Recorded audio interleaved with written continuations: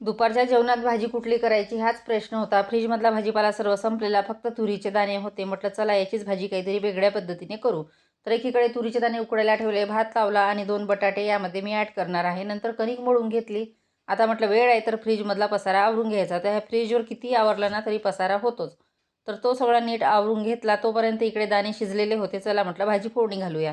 तर 2-3 दिवसाआधी कांदा खोबऱ्याचं वाटण केलेलं होतं ते या भाजीमध्ये मी ॲड करणार आहे. अगदी थोडं होतं आणि म्हटलं थोडी मसाल्याची काहीतरी वेगळी भाजी करायची. त्यानंतर यामध्ये तेल, कांदा, जिरं, मोहरी आणि हे वाटण ॲड केलेलं आहे. त्यानंतर मसाले, हळद, लाल तिखट, कांदा लसूण मसाला आणि धने जिरे पावडर. अगदी थोडं कसुरी मेथी, चवीनुसार मीठ.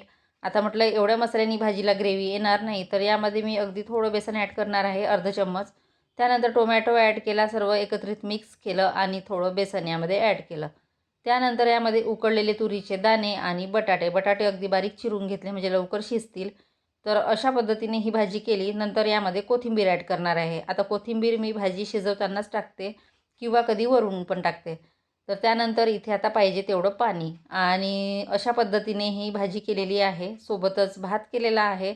आता म्हटलं भाजी होईपर्यंत चपात्या होऊन जातात. त्यानंतर इथे चपात्या करायला घेतल्या आणि दुपारच्या जेवणामध्ये चपाती, भात आणि भाजी, वरणाला सुट्टी.